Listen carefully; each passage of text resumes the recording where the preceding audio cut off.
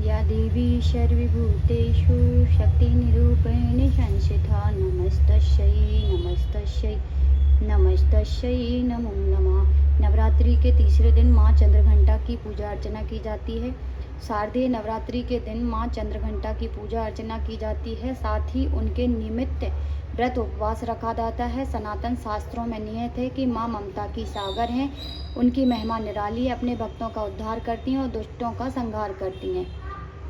बोलिए चंद्रघंटा माता की जय। चिरकाल में महिषासुर नामक असुर का आतंक बढ़ गया था। उसके आतंक से तीनों लोक में हाहाकार मच गया था। भगवान द्वारा प्रदत्त अतुल बल से महिषासुर बहुत शक्तिशाली बन गया था। वह शक्ति का दुरुपयोग कर स्वर्ग पर अपना आधिपत्य जमाना चाह रहा था। इस प्रयास में वह लगभग सफल भी हो गया था।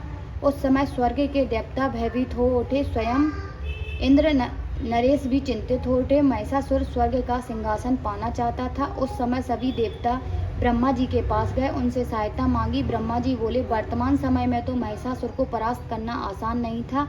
इसके लिए हम सभी को महादेव की शरण में जाना पड़ेगा। उस समय सभी देवता सबसे पहले जगत के पालनहार भगवान विष्णु के पास गए। उनसे सहमति लेकर सभी महादेव के पास कैलाश पहुँचे। स्वर्ग नरेश इंद्र ने आप बीती महादेव को सुनाई। स्वर्ग नरेश इंद्र की बात सुन महादेव क्रोधित होकर बोले, महिषासुर अपने बल का गलत तरीके से प्रयोग कर रहा है, इसके लिए उसे अवश्य दंड मिलेगा।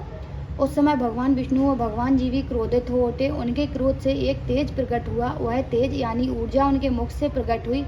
इसी ऊर्जा से एक देवी प्रकट हुई। उस समय भगवान शिव ने देवी माँ को अपना त्रिशूल दिया। भगवान विष्णु ने अपना सुदर्शन दिया। स्वर्ग नरेश इंद्र ने घंटा प्रदान किया। इस प्रकार सभी देवताओं ने देवी माँ को अपने अपने अस्त्र शस्त्र दिए। तभी माँ चंद्रघंटा ने त्रिवेद से अनुमति लेकर महिषासुर को युद्ध के लिए ललकारा। शास्त्रों में निहित है कि कालांतर में माँ चंद्रघंटा और महिषासुर के मध्य भीषण युद्ध हुआ। इस युद्ध में माँ के प्रहार के सामने महिषासुर टिक न सका। उस समय महिषासुर का वध कर माँ ने तीनों लोकों की रक्षा करी। तीनों लोकों में माँ के जयकारे गूंजने लगे। कालांतर से माँ चंद्रघंटा की पूजा उपासना की जाती है। माँ अपने भक्तों के सभी दुख दूर कर लेती है, साथ ही सुख समृद्धि और शांति प्रदान करती है। अतः साधक श्रद्धा भाव से शारदीय नवरात्रि के तीसरे दिन माँ चंद्रघंटा की उपासना करते हैं। बोलिए माँ चंद्रघंटा की जय। जय जय श्री मात, जय श्री कृष्ण।